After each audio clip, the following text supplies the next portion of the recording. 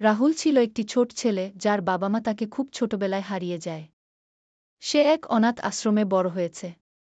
আশ্রমের অন্য ছেলেমেয়েরা তার বন্ধু হলেও তার মনে সবসময় একটি শূন্যতা কাজ করত। প্রতিদিন সে জানালার পাশে বসে দূরে আকাশের পাখিদের উড়তে দেখত। সে ভাবত, আমি কি কোনোদিন এভাবে স্বাধীনভাবে উড়তে পারব। একদিন রাহুল আশ্রমের বাইরে ঘুরতে গিয়ে দেখল কিছু বাচ্চা তাদের বাবার হাত ধরে খেলছে। তার মন খারাপ হয়ে গেল। সে ভাবল, আমার যদি বাবা মা থাকত তাহলে আমিও আজ আনন্দে থাকতাম গু। কিন্তু সে কখনো হাল ছাড়েনি।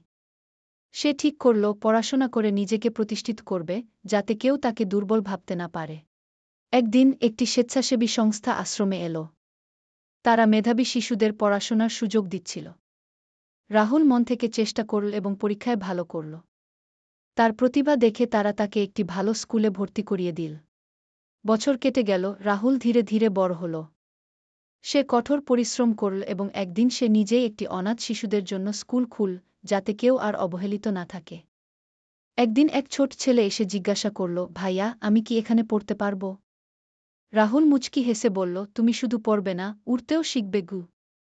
গল্পের শিক্ষা, জীবন যত কঠিন হোক, কখনো হাল ছাড়বে না। কঠোর পরিশ্রম আর ধৈর্য তোমাকে সাফল্যের শিখরে নিয়ে যাবে।